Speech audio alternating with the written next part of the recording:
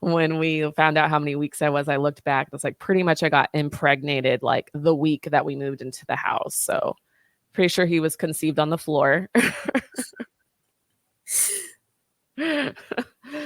So, and then, when I found out I was pregnant, the first like few months in the house, like everything was great. And it was like honeymoon. We were so excited to be around each other. And there was a lot of promises on like what our life was going to be like. Like we were going to go camping like every other weekend. We were going to go, do all these fun things. And then the excuses, oh, I gotta work, oh, I have this. He had a job and he had his own business, and that was always the excuse. And there's always these problems around work and lots of problems around that. So I would be like, okay, do you want me to help you, like offer a solution, help you through this? And it just got to this point where like anytime I brought up like, hey, my needs aren't being met, or I need money to we split everything 50-50. I need you to pay your half of the bills or whatever.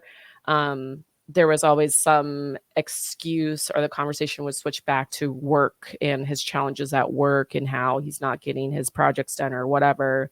And he doesn't have it yet. He'll get it to me when we have it. And I managed all the finances. So it got to the point where I started paying all the bills up front and just waiting for him to reimburse me. And this was while I was on maternity leave too with my son. And I took a maternity leave from like my job at a remote job from home. But then I got my real estate license out here. So I'm like dual licensed in 2 states. I got my real estate license right before I had my son, because I just felt like God was telling me, you need to do this. And I'm so glad that I did, because that was the only way I was able to like carry that financial burden. I had a really good year in real estate that year. And so I was able, but it was still stressful, but it was Oh, just like, absolutely. yeah. Because And you I'm have your just, daughter also, and then now you have another child. yeah. And, wasn't getting any child support from my daughter's dad. And then he died. So now I'm never going to get any. And then, um, and, yeah, it was too much. And I just felt like he wasn't taking care of his family. And whenever I would bring that up, I'm trying to genuinely be vulnerable and express, like, I feel like you're not doing your part, then it was an attack on his manhood. And, like the tone when he would reiterate what I said to him would change. And it was always a deflection. And it was like, if I'm saying like, hey, I feel like this need isn't being met. Well, what about my needs? And the arguments were just exhausting. And, I never really talked to my family about relationships before, because like the little girl in me, I wasn't allowed to date in high school. So it was like, I wouldn't talk to my stepdad about my relationships. But then I started like reaching out to like the men in my life, like my stepdad and my grandfather, just kind of like talking to them. And, they have genuine interest in, my life being okay. And they're like, these are not good signs. Like, you're eventually going to get fed up and you'll leave, but like, you'll make that decision on your own. And I'm like, they're probably right. He was also asking me to give up my comedy before I moved out there. That's never good. Yeah. So If I didn't do it's any. not paying the bills, I just feel like anything outside of what pays the bills is still something for me. Yeah. You're asking me to I'm already doing what is mandatory for survival.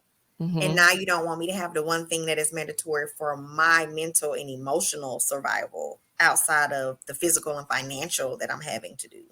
So Yeah. that's always going to be a red flag for me. The minute you mention my comedy, I'm done, Yeah. because I need it for me. I don't do this for the audience. Of course it helps them too, but that's where I get to be alone. I don't have my kids. Well, sometimes I do, but Yeah. I've had to take them to the club with me before, but it's just for me. So, and you don't have to take, when I was married, I don't have to take my husband. I'm at work. Yeah. This Hmm. happens to be fun work. So Yeah. you're asking me to give up and what could also be very lucrative, which is the Yes. goal. So you don't have to go to a 9 to 5. This becomes lucrative and you work 2 or 3 days a week and you're done. Yeah. Especially if it's your passion, you're Absolutely. going to make money doing it, you know? Absolutely. And so that was just crazy. And the only reason why I agreed to it was because I'm moving back to my hometown. It's a little bit smaller. And I'm like, well, his big thing was like, he didn't want me out at night and this is where I noticed the fear mongering because he would start sharing these stories with me on social media about things that were happening to people out in public. He's like, this is why I don't go out to eat. This is why I don't do this. If I mentioned like a restaurant I wanted to go to, he'd be like, don't go there. They're rat infested. Like So wait, anytime. you guys are not even going on dates? No, girl, the whole time we were together for 2 years, we went on 4 dates. And 3 of them I initiated. I planned. There was only like one time where he was like, I'm going to take you to breakfast today. So like nothing on our anniversary. Like I talked him into going out on our anniversary and then he complained the whole time we were there. And we went on a walk afterwards and he was on his phone talking to one of his buddies like the whole time we were on the walk. And then our second anniversary was the day when I told him I didn't want to be together anymore. And how did he take that? Or was he kind of expecting it?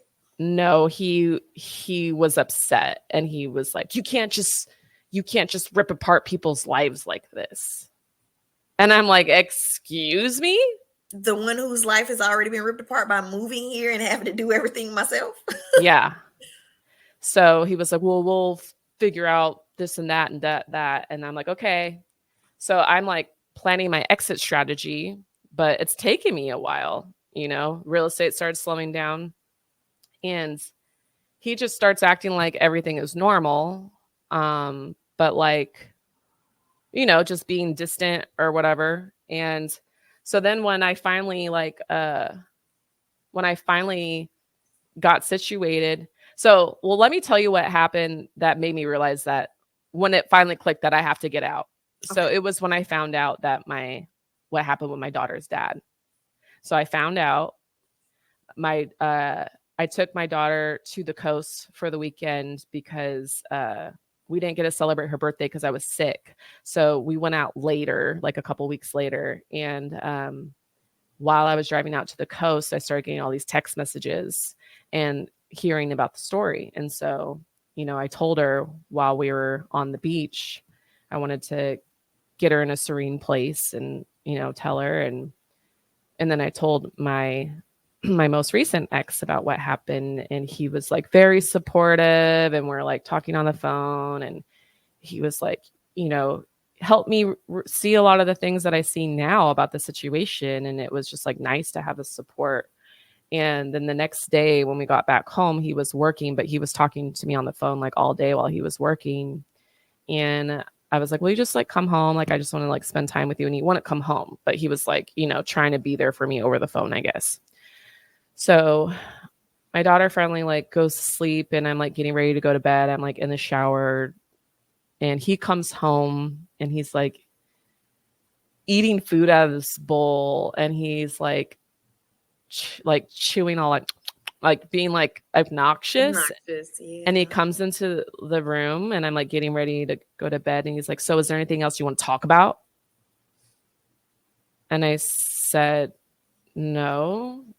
I'm really just emotionally exhausted. I need to get some rest. Oh, okay. And he like walks out. And then I turn off the light and lay down. And then he comes back in, turns on the light, sits on the bed. And he's like, so why'd you block me on Instagram? So his concern is not that your daughter has lost her father. It's Instagram. And why he's blocked. Yeah. Did he even attempt to go like to comfort her at any point? Nope. His interactions with my daughter was very limited. And I started, and it started getting to me because my daughter was like, I don't think he likes me. He's never here. And then like at one point, she's talking to her school counselor and, because he would come home late almost every night when she was already in bed and the kids were already in bed. And that's when he would start his arguments or his disagreements with me, was when the kids were asleep. What are his interactions with his own son? I don't know. Or you mean like my son? Yeah, yeah. Yeah, he has 2 older kids, so, Okay. Okay. um, so, like, yeah, again, like, I would try to keep our son up late so he could interact with him when he would get home, but he would come home so late to the point where we're all asleep, and then he would get, like, 4 pass out on the couch, sleep 4 hours, and then, like, as soon as he wakes up, he would leave. So and that was one of my issues I had with him was, like, you just get up and you leave, you don't say goodbye, you don't say, good morning, and it makes me feel like you don't love me when you do that. You come and go. Like, I work from home, and he would, like, come home in the middle of the day to, like, go grab something or whatever, and he wouldn't even come into my office and say, "Hey, babe, I hope you're having a great day. Love you. Bye." He would just come and go, come and go, and it just made me feel like I was a roommate, you know? Now, was he this way before you moved and you just paid less attention because you weren't in the same house? Or was it kind of like a switch It was a once he got you switch. there?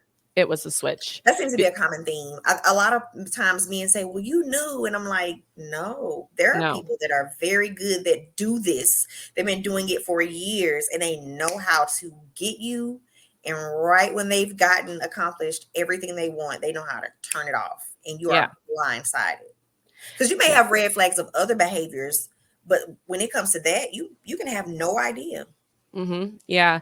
What I started to notice is like he would come home and he'd be so excited to see me. Like we were like, oh my God, we were cuddling and kissing and all this stuff. And then like one day he came home and he was in a bad mood.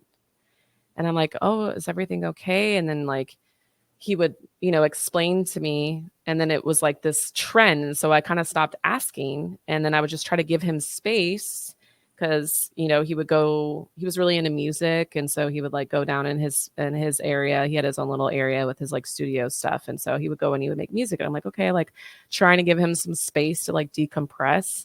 But it was also hard because I've been home with the baby all day. And it's like, can you hold the baby so I could take a shower, And so it got to the point when he would come home and like he would walk right past us, not say anything, go straight into the kitchen.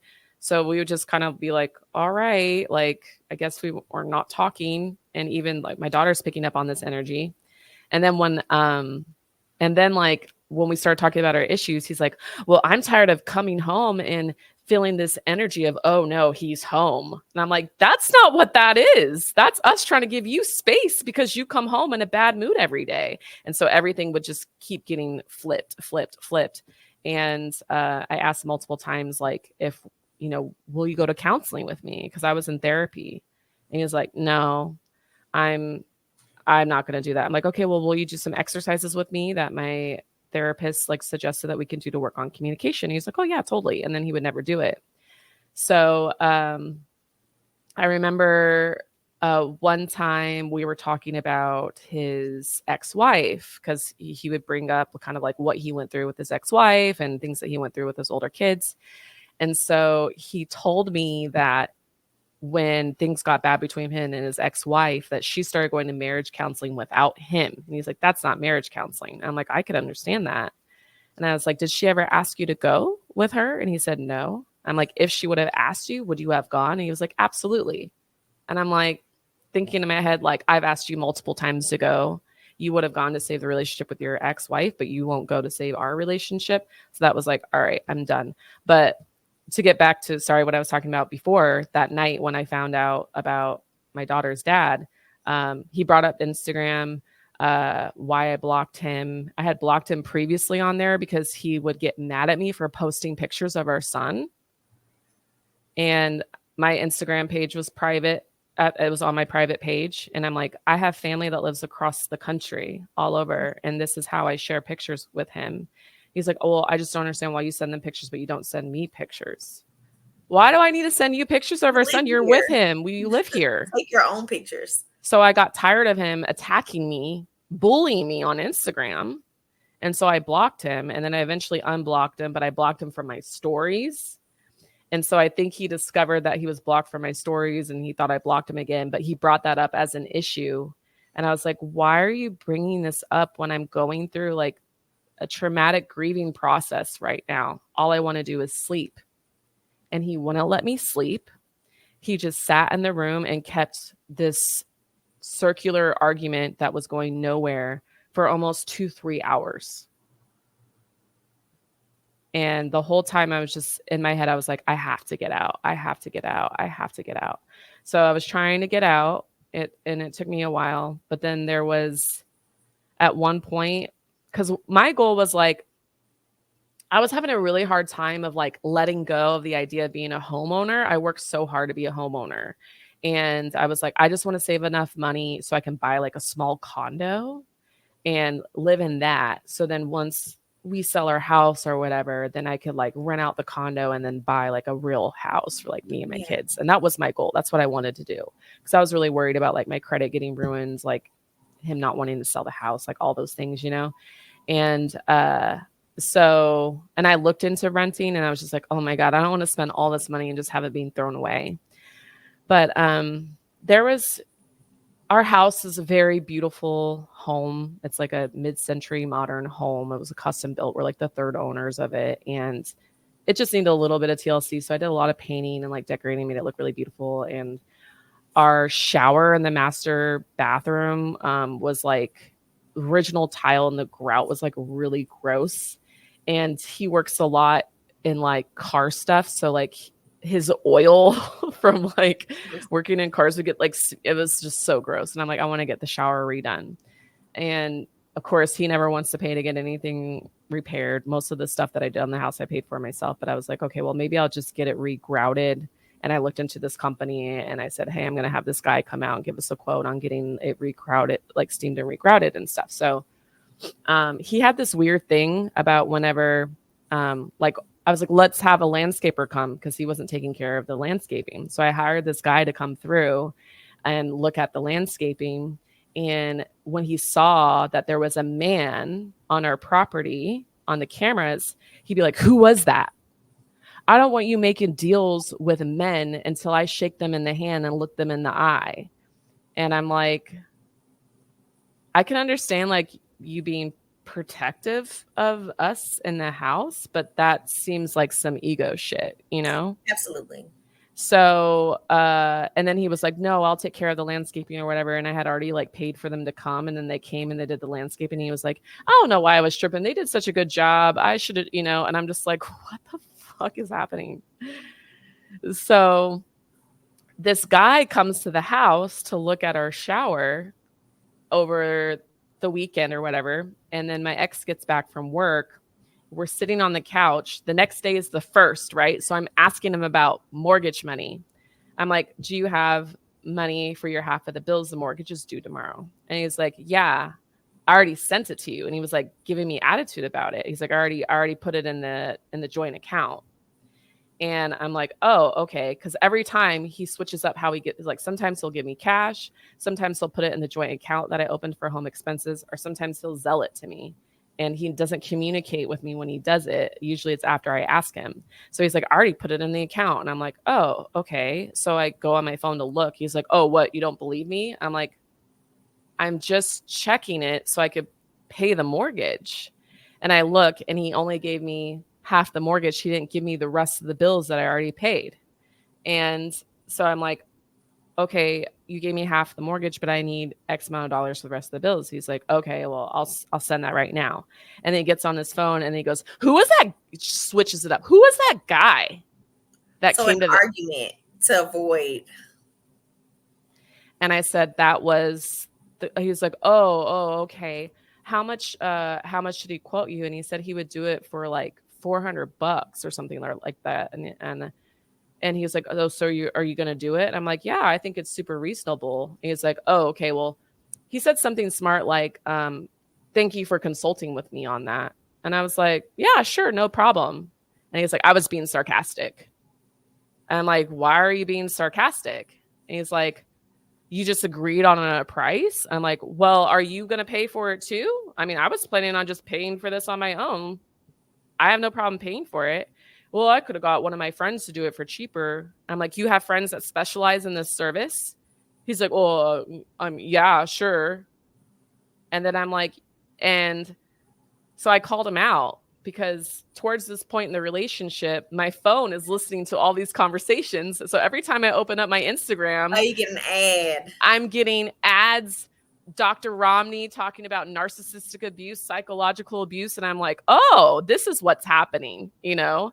So I called him out and I said, I said something about what you're doing is emotional abuse or whatever. And he was like, I could say the same thing about you. And I was like, all right.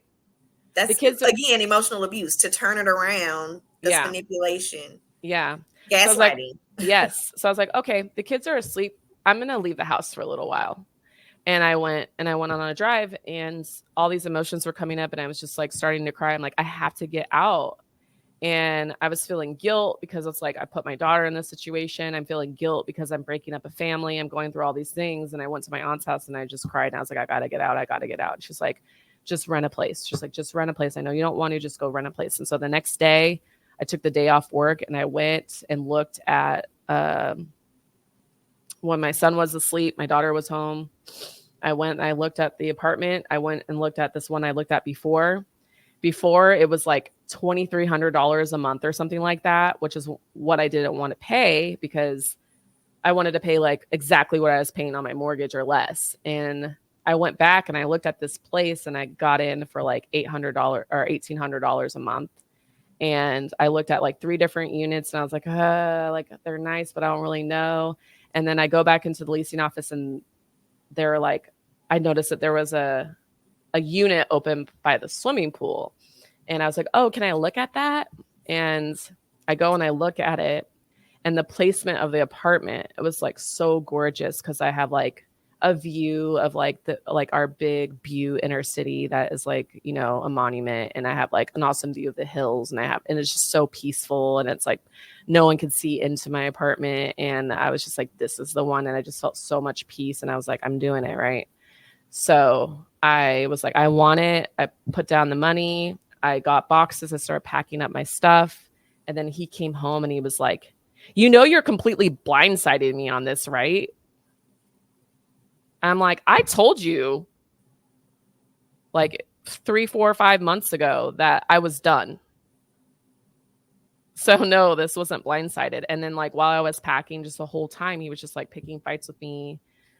And I was just trying to like go along with everything that he was saying. And I was like, I'm sorry. Like, you need someone stronger than me. I can't do it. And then he started like weaponizing scripture and was like quoting all these Bible quotes and all this stuff. And like, we come from like, you know, a Christian family. And I'm just like, I was bawling my eyes out, just trying to agree with everything they was saying to get him to stop. And he just kept going and kept going and kept going. And then the day that I moved out, I had my cousins come and help. He was scheduled to work, but he took the day off work and didn't tell me. And then he was there dictating my cousins on how to move everything, touching all my shit. I just didn't want him there. He started like taking stuff and putting it on the patio. So it was like he was putting me out. And then it just got worse from there. So then he was like, just let me know like what you want to do with like child support. I don't want to go through like the state. Just let's agree on amount or whatever. And I was like, yeah, sure. I'm open with that. And he's like, we'll schedule visits on the weekend. And I was like, okay, like he's being cool. Right. So I'm like, well, let me know when you're ready to figure out what you want to do about the house. Like if you want to refinance it and buy it out, or if you want to sell it. Because I sent him, I'm a real estate broker. So I sent him like all these comps on what the house is worth and how much we can make. And because on paper, like neither one of us can afford that payment on our own. So I was like, selling is going to be the only option. Yeah. And he was like, I don't want to move. And I had a feeling that he was going to be attached to the house because when we were dating, he failed to tell me up until I came up to visit that he had been living in his trailer for 3 years. And he said that he was being discriminated. I'm assuming he always came to visit you, so you never had an opportunity to see where he was living. No. And when I came to visit, he like played it off like, oh, we're going to go camping and take my fifth wheel and all this stuff. And then that's when he told me that, because I was like, oh, are we going to go to your place? And that's like, he kind of like brushed it off. And then later when we were driving back from the coast, like he told me that he had been living in his trailer. He's been doing it to save money. He works so much. And like when he's on the road, he stays in a hotel anyway, because his work pays for it. And it makes sense for him to rent, and he's been saving up to buy a house and blah blah blah blah. And I'm like, okay, like, I'm an understanding person, so I'm like, thank you for sharing that with me. And he said how people judge him for how he lives, and he kind of made it like, like get me to give him like some pity to be understanding. So yeah, he's attached to the house. It's like a 5-bedroom house, and he's living in it by himself. And so I was like, okay, well, we need to figure out like what we're doing. So I moved out like the beginning of fall, and I was like, okay, like, is 30 days, 60 days enough time for you to figure it out, kind of a thing. So I gave him 60 days to figure it out. And every time I would like try to get him on the phone to like, hey, like, let's talk about X, Y, and Z, he would brush me off. And so then I set a boundary. I was like, if we don't figure everything out by this date, I am going to have to seek meditation services and child support services. So I waited. I filed for child support. I started looking into meditation services. He got served with the child support papers. And I didn't find out till later, but the day that he got served with child support papers, he went and he cleaned out the money that was left in our joint account. And then he changed the locks on the house. So I go to the house because some packages were still getting delivered there and stuff. And there was something that got delivered to the house that I needed for an event that I was having that night. And my son grew into the next set of diapers, and I had a box of diapers in the closet that I wanted. And so I knew he was out of town for work. So I was like, I'll just run by the house and go grab it. Can't get in the house because the locks are changed. So I'm texting him like, hey, I noticed you changed the locks on the house. I'm still a legal and lawful owner. I need to have access to the house. Are you going to be home, or does your dad have a key? Can you let me in? I tried texting his dad, and his dad's always been really nice to me, but his dad is a con artist. Like, I've heard all the stories about him when I I was was going to little. ask you about his family. Yeah. How are they? Are they assisting you in any of this process No. from beginning to end? Are they helping with the kids or anything? No, the family members I've talked to, like the blood related family members that I've talked to, there's not many that I've talked to. But there's a couple, and it's just like, oh, I'll pray for you. It's nothing. No one's actually helping. So it's whatever. But so I showed up with a locksmith, and I brought my mortgage statement and the deed that shows that I'm the owner on there, because you have to do that for a locksmith to get in. And so he doesn't respond. His dad doesn't respond. I waited 3 hours, showed up with a locksmith. I called the sheriff and everything first to like ask, like, how do I do this? They're like, just call a locksmith, bring, we can't do anything because it's a civil thing, whatever, but this is what you can do. Bring a third party with you. So I brought a third party with me as a witness. So the locksmith gets on his knees. He starts getting into the door. And within 5 minutes, I hear this car come peeling out of nowhere. It's his dad. His dad comes, peels into the driveway, parks diagonal, and I have this all on videotape. And he storms up to the front door, and he's like, you remove those tools out of the door right now. You're breaking and entering. And I said, you're trespassing. This isn't your property. This is my property. He's like, this isn't your property. I have the deed in my hand. I'm holding up like that. This is my property. You don't live here. You're just an investor. You consider this property rented. And like, I've never seen him like this before. He was full on attacking me in my face, pointing at me. And like, at one point, all I could do was like, and this is why the Sonia Massey thing hits me so hard, because I was like, I rebuke you in the name of Jesus. And as soon as I started saying that, he started backing up, and he went back to his car and left me alone, because I could feel the fucking demons, like that, the generational demons in that family. I was like, holy shit. And yeah, got it all on videotape. I tried calling the cops to get him removed from the property. And I don't know what was happening that day, but 911 went to fucking voicemail. And I couldn't get an officer out to take a statement until like the next day. So this must be a really small town. I mean, it's not really small. Like, our population is like almost 400,000. It's a college town. But there's been a lot of like liberal things that have happened here in the last few years. And so like, people were really trying to defund the police. And at this time of year, it was around the holidays too. There was a lot going on and there was so many calls that day. Like I learned later that they had so many calls that they had to respond to like the most. And I'm like, I was scared that he was going to hurt me.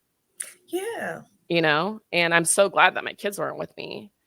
But that was when I realized like how deep like the psychological abuse was, because he was straight up gaslighting me on my own property, and like his rage, I saw that in my ex all those times that we had arguments, and I'm like, oh, this is passed down, and it just got worse from there. So I ended up having to get a lawyer. Then that's when like all the lies started. My lawyer would forward me a letter from his lawyer, and his lawyer would be like, oh, your client is degrading my client and her comedy performances. I hadn't even never talked about him on stage because I started doing as soon as I moved out. It was crazy. As soon as I moved out, the comedy floodgates opened. My comedy friends were hitting me up out of nowhere like, how are you? Are you still doing comedy? Are you still doing this? I started doing this comedy show at one of my friends' clubs. And then I was like, all right, like I always wanted to open a comedy club. And every time I talked to him about that, I was like, I think I need to do it here in my hometown. And he would just be like, oh yeah, I mean, that all sounds nice. But then he would like always try to talk me out of it. So after I got out of that relationship, I was like, there's no holding back on my goals anymore. I'm going all in on what I want to do. And so he saw that, heard through the grapevine that I was working on, like, I'm going to open up a comedy club. I'm doing comedy again. So then he started accusing me of slander and all these things, and just started making up all these lies, and then said that the reason why I left him was because I was fucking his uncle and like all this stuff. And like, we finally settled recently. Like, we didn't go to trial, but we settled on all the things that we agreed on, and he's still not living up to his end of the settlement. And so I'm going to have to go back to court and like try to enforce yeah. So it's not even over yet. and it won't more be. expenses that you're going to have to incur to go back. Personally, this is all allegedly. Of course, allegedly. But personally, in your situation, whatever we agreed upon, it's over now. Now I want everything, because you've given so many opportunities for grace. Yeah. You did not have to, and definitely did not need to. Yeah. And I really try not to let my ego take over. Like, I just want what's fair. I just want my half of the equity out of the house. I want reasonable child support so I could pay for childcare, because he's with me all the time. And he was fighting me on like, oh, well, I'll give you back like the offers that I was getting. It was like, oh, I'll give you back your down payment, but that's it. What? Why? How was that logical in your own right mind? So now you're trying to fuck me over while you're telling your whole family that I'm a gold digger. He told family members, and of course, this is all hearsay because I didn't hear it from him directly, but I heard it through other people. He was telling people that the house that I owned in Arizona wasn't even mine. It was his, and he was letting me live there. Like, just crazy stuff. Has he ever lived in Arizona? No. Did he even say that? No. We have parallel lives, my ex. So just lies after lies, so many lies about me to his family and his friends. And slowly, as I talk to people, I'm like, he told you that? And then I give the truth, and they're like, I knew it didn't sound right, but you were so quiet. Like, you weren't trying to tell your side. So I was just like, oh, he must be telling the truth. Mm-hmm. So it's because I don't know how you felt, but it was just kind of like, I just didn't want to fight. Yeah, like, I don't want to fight. I was drained. You're lying to me about me. So I know, and it was the gaslighting. And then in my situation, there was financial abuse where like you're making sure I don't have any money. You're making sure I can't pursue comedy. You're making sure I can't pursue acting, because anything I can do to make me income limits the amount of power and control you have in the home. So you're doing it under the guise of, well, stay home with the baby so we can make sure we don't have to worry about that. In hindsight, it's like, no, it wasn't about the baby. It was about me not having anything of my own. So if I ever wanted to go somewhere, I can't because I can't Yeah. afford it. And even the divorce, when I was like, I'm done, he filed first. That way he could, because he knew I would need to come up with the money and it was going to take me a while. So he wouldn't give me that way. I don't have an opportunity to save for one. He would say stuff like, you can't afford to beat me. So I'm not worried about it. Yeah, that's very relatable. Yeah. Very So relatable. Well, fortunately, in your situation, you were able to, but it was like my son was 5. Like I can't. I'm scrambling because I have not really worked in this amount of time, other than like a couple days a month, as a yeah. hairstylist. So it was by design. Everything Yeah. hindsight was like this was so on purpose. Even down Yeah. to in court saying I was an unfit mom, and the judge was like, absolutely not. Like Yeah. there was so many allegations, just foolishness, and Mhm. still are, Mhm. still are. Yeah. I always thought it was really weird, like how you're saying, like he put you in a position where you could never make enough money. It's like it was weird. He wanted me to make money though. Like he was the one that really pushed me because I was gonna take a break from real estate. He's like, you should do it. You should do it. And the only time that so there was one more date that he planned, aside from the breakfast, and it was when I got my real estate license. He took me out to celebrate. And I was like, oh, that's nice. But looking back, it's like he wanted me to be able to make money so I could support him, you know? Yeah. And it's just crazy because like anytime that I brought up like, oh, hey, like I really need you to pay me back for X, Y, and Z, he's like, I don't want to owe you anything. I don't want to owe you anything. But here we are, a year later, like I've been gone for almost a year and like, you still owe me a lot. And you're not doing anything to like make it right. And it's so hard because it's like I know there's a kind person in there and like and I could see us being like good friends and co-parenting, but like he's so hurt, like he's so damaged and it pains me. And like I want him to be happy. I want him to heal from his traumas because like he deserves that. But everyone deserves to be healed and have a good life, but it's like he's so hurt and He won't he doesn't allow himself. he won't allow himself, and It's I more don't. about hurting you than healing himself. I'm Yeah. in the same situation. He wants to hurt me so much. He doesn't care about his own healing. And I'm like, when you realize if you heal yourself, it makes the whole situation easier Yeah. because you'll stop holding on to anger and resentment. Like it makes life so much easier because he makes certain things hard for me, but he can't make my life hard because I refuse to hate him.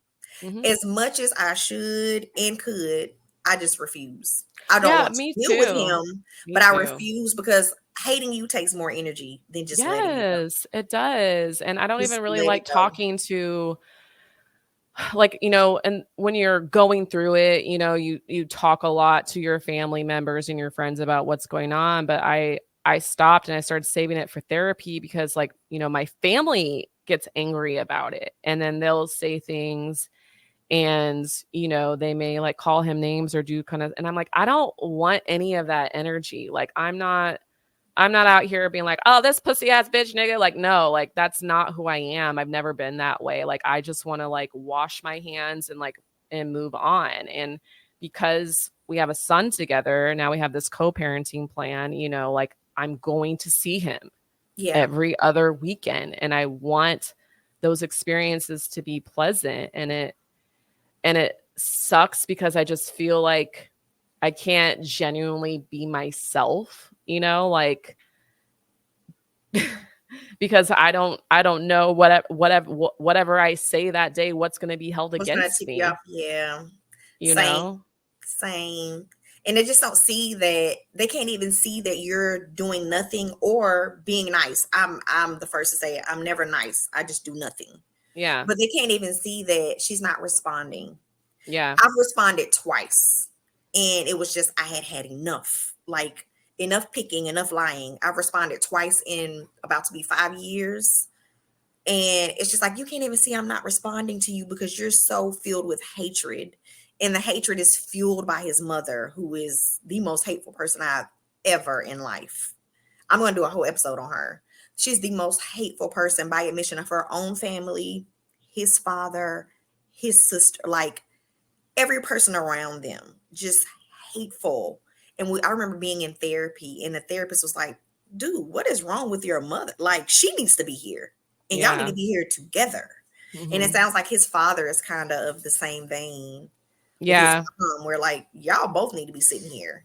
Hmm. And I remember we Yeah. went to therapy, and at our last session, my therapist was like, you need to leave. He looked me Hmm. in my face with him sitting next to me and said, you need to leave. Wow. And I did not listen. It took me like another year or two. No, it's like 2 years before. And it every time something would happen, I would hear that and this was a guy and his wife. He was like, you need to leave. And I remember he was so angry when we left that day. He was ticked off. He was like, how dare he? And I just sat quiet because I knew he was right. But my child is like one. You know what I mean? So Yeah. I'm like, oh, I can't. But he told me, Yeah. you need to leave. Yeah. I remember when my my mom came to visit and my sister came to visit at one point after my son was born, and my grandmother would come over and like babysit every once in a while. And I remember it was like the night I was moving out and I was taking a break and I was just sitting on the couch watching some TV, and I'm in a good spot. I'm like watching some comedy and I'm laughing, and he sees that I'm laughing. So he comes in there and he starts the conversation with me. He's like, oh, you're having fun? Let's kill that. So, Every birthday, yeah. every girls' weekend, every time there was an, Mm-hmm. oh, you're about to go do something you enjoy. Let me Mm-hmm. stop it. It Mm-hmm. never stopped it, but it definitely like you got to change your mood before you Mm-hmm. go do whatever it is. So Yeah. Like I would tell him I was going on trips and stuff, and he'd be like, oh, you didn't like, I would like literally write it on the like refrigerator calendar. He'd be like, oh, once again, you're going out of town and you never told me. I'm like, text you about it, wrote it on the calendar. And then there would be some text during my trip. There was a problem, and he would like text me something to just, so I know that he's mad, and then he would radio silence. But yeah, so this night he brought up how like, oh, I wish that you would come and talk to me about how you're feeling instead of your family, because I've noticed how people treat me when they come here. I saw how your sister and your mom were looking at me, and how you're like, he like created this whole thing in his mind of everyone judging him. And at that point, there wasn't even much that was being said to my family members. They were just observing how he was, and they didn't like it. Like when my sister and my mom came, they didn't like that he wasn't around. He was never there. And they didn't like what they were seeing. I didn't have to say anything to them, and it's me bad mouthing him. It's like you can't take any accountability for your own actions. I'm noticing between all the ladies I've talked to so far, like a parallel of they shift the blame to your side because it's almost the same for everybody where they do everything right, and then one day it's like, and when they switch, it's your fault Yeah. because you need to be doing this, you should have been doing that. Of course, some cases are more extreme than others, but I think there's not a lot of acknowledgement being given to, because men always say, I'm tired of y'all saying people are narcissism, I'm tired of the word gaslighting. Well, it happens. All the time. It is a And not real just in thing. relationships either. Friendships, work at work, Yes. coworkers will Yes. gaslight you into feeling like you're nothing. Yeah. So it happens. I've never had a coworker do it, but I've seen where I'm like, why are you letting them talk to you like that? When I worked in a corporate setting, like, why would you let them talk to you like that? So it happens. It's not just relationships, but I think I read a study yesterday that was like 1 in 20 people is a narcissist. Yeah. 1 in 20. It's So actually there's, one in you know, more 10. than 20 people. I think it's 1 in 10 actually. Well, Um, not narcissists, but 1 in 10 people either have some sort of personality disorder. See, so there's Yeah. no way it's not made up that pretty much every woman has a story of some degree of Hmm. something, and every man, because of course there's way more men telling their story about the women they run into, but there's a reason everyone has a story pretty much. Yeah, it Probably does. 99% of the population has a story of a horrible person they ran into. Now how long you kept that person in your life is a different story. Like Hmm. me now, the first time, bye. Like, Hmm. there's no way. Since my ex, bye. At the Yeah. first, you don't get to do it again. Yeah, I'm done. there's been a couple of men since my ex that have expressed interest in me, and I, explored it because I was interested, and then those Absolutely. flags, nope. Yeah, it's no longer Six Flags at all. I'm not excited about the ride. Yeah, Not not at all.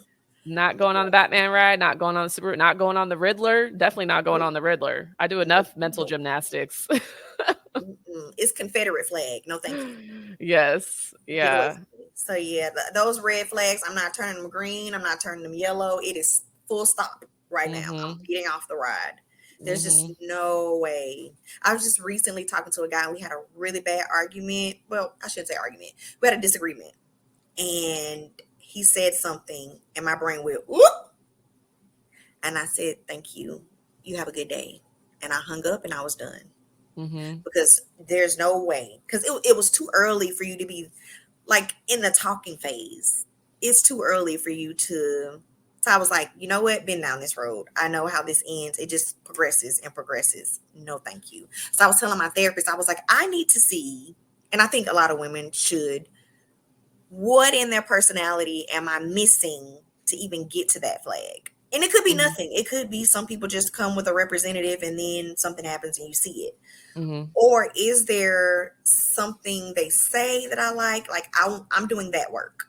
Mhm. So we just started like 2 weeks ago. So I was like, I want to figure that part out. And she was like, it may be nothing. It may just be early enough that came out. And this time you know to go. Yeah. That's something that I've been noticing too. Because when you're in that traumatic relationship and then you're coming out of it, you're learning how to trust yourself again because you're in this environment where you're second guessing everything.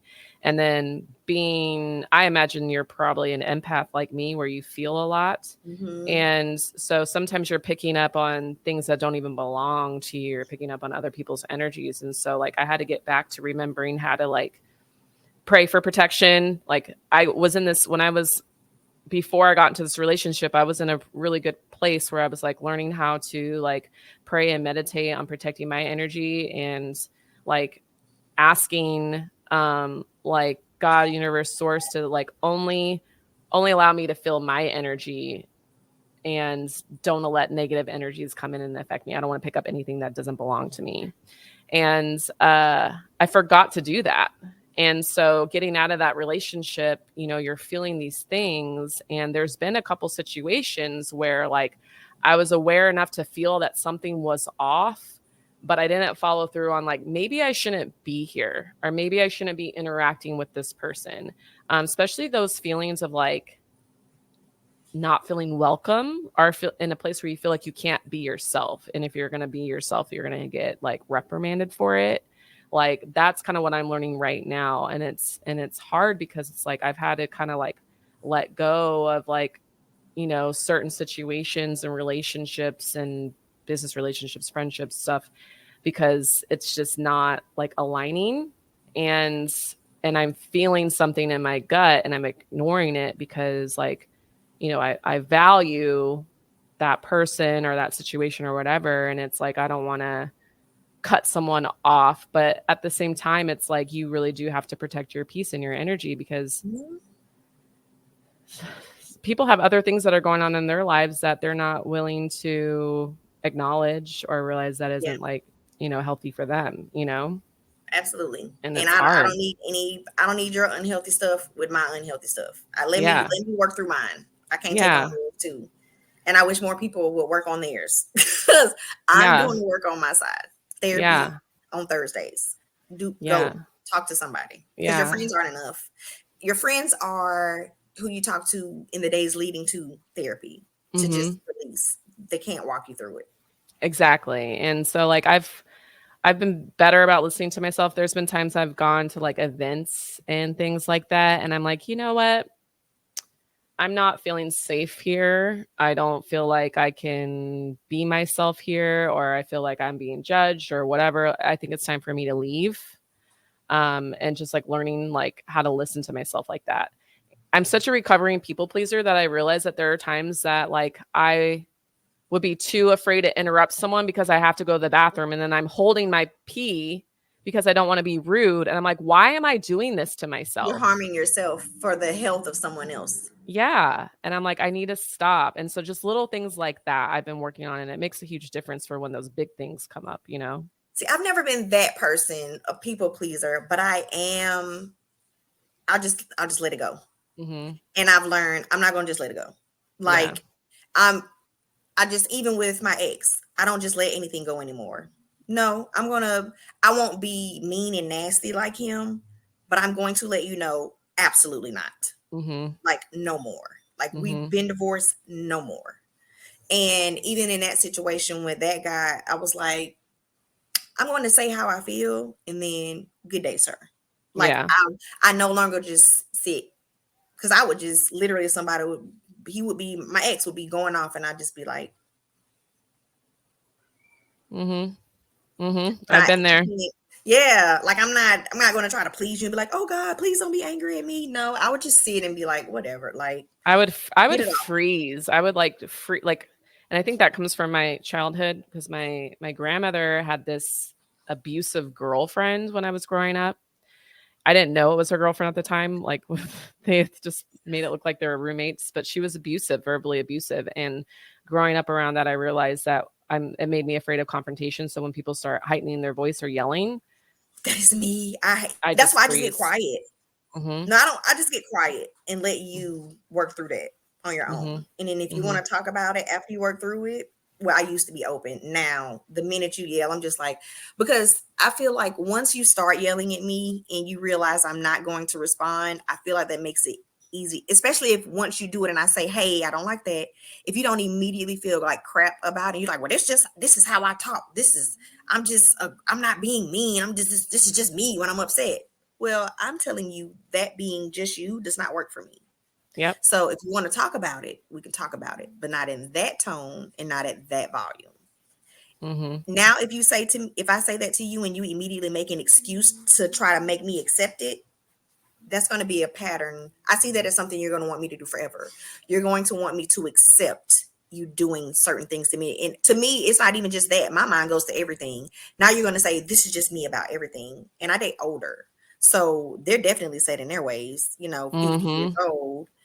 So you're not going to care that I said, I don't like when you yell. I don't have a father that yells at me. My dad is not a yeller. Mine Like, either. Mm-mm. he's a come here, let me tell you where you messed up at, and then you Mhm. let me know how we go from here. And Mhm. that's the only thing I'm willing to accept. There's Mhm. going to be moments where you get upset with your partner, but all that yelling and screaming, no, baby. I'm not. Yeah. I've done my share of going through that and just sitting and suffering through somebody acting a donkey. I sat through my ex mother in law acting a donkey, lost a baby to her acting a donkey. I'm not Um, doing it again. yeah. Yeah. Yeah. Good for you. Yeah. I did get a little bit of yelling on my mom's side because she's Italian. Oh, my mom was a yeller girl. Black Yeah. woman Yeah. used to lose her So crap. I try not to yell at my kids, but every once in a while I do. But yeah, like Yeah, you lose your cool. It's my normal. dad was not. My dad was very much like yours. Like, sit down, let's talk about this. Like, I knew when he was mad because he would get real quiet, and his eyes would go bloodshot, and he'd be like, No, my dad, "Sit I don't down." think I ever saw him angry except the one time he whooped me when I was like 7 and I Hmm. deserved it. So I to this day I don't, man, I earned it. I earned, and that was the first and last time because it hurt my feelings so bad that he Hmm. actually did it. Because I'm his baby girl, even at 42, about to be 42. So when he Yeah. actually whooped me, I was crushed. Oh, I Like I bet. was like, oh my God, you really got a belt. Like you really did it. Because he would always say, if you ever do, it's one day I'm gonna have to spank you. And I'm like, yeah, right. He never had to spank me again. That I straightened up and flew right for the rest. But my mama, I made that lady lose it every 5 seconds. It was Yeah. just hindsight is funny, and me and my mom laugh about it. But we were oil and water, man. It just did not work. Did not work. Yeah. But is there anything you'd like to say to women that have listened to either of your stories that you'd like them to look out for, things that you missed, or things that you did see and you just let go of that you'd like to encourage or discourage? I mean, I encourage all of you out there to just trust your gut. If there's something that you feel you're like, something's not right here, like pump the brakes, take a pause, explore. what is coming up for you, especially when you're triggered, because those triggers are our emotions. Our emotions are a spiritual guiding system for us. We're feeling it for a certain reason. So I think it's really important to just take a beat and pause and explore that and figure out how you want to move forward. It's okay to have autonomy. It's okay to change your mind. Don't let anyone try to coerce you into making a decision that you don't want to make. Make sure that you're making that decision because it's what you want to do. Perfect. Well, thank you for coming on. Thank you for sharing both of your Yeah. stories. I hope someone learned something and that they were able to take away in their own situation. If you need to get out, get out. If you can get out now, don't wait. If you don't have the resources to get out, reach out to family and friends, local companies. I know in certain cities, like there's women's shelters. Reach out. All of them aren't a shelter where there's 40 women sleeping in one big room. Some of them actually have bedrooms. So use those resources around you. If you feel unsure or unsafe with the decision you're being asked to make, or you're being rushed to make a decision, sit with it. There's a reason they're rushing. There's a reason your body is screaming, do not, or maybe not listen to your body, because we have something called intuition and it works more often than not. Is it wrong sometimes? But most likely if it is, it's past trauma that's leading you to doubt your voice. But when you know something doesn't feel right, it's probably not right. So listen to that and go with it. Thank you for coming on. I'm Yeah. going to Thanks for having close me. out the show. Again, this is Lexi Sade. Be on the lookout for her comedy. Support her if you see her. Oh, did you ever open the club? Not yet. So it's Okay. operating as a pop-up. So Okay. I do, multiple events and looking at some locations right now. It's been a journey, but I know the timing will be perfect when it happens. So Perfect. So good luck to you and your children and on thank your new you. journey. And when you open the club, book me. I'll be there. Yes, totally. All right. Thank you so much. All right, bye. This has been another episode of the Nightmare on X Street podcast. Thank you for listening in. Again, if you need resources for therapy, dial pound 988 on your mobile device. They will be able to count to you one time, but from there, they can give you resources in any city, in any state in your area. If you need immediate assistance, please dial 911. Reach out to your family and friends to help you get out if you're in a situation that is unsafe. Again, all stories here are told at the discretion of the storyteller. We are hoping that they are true in the things that they say. If not, just enjoy it. Be encouraging. There may be some truth in the myth. Don't discount anything that is said. Have a great day.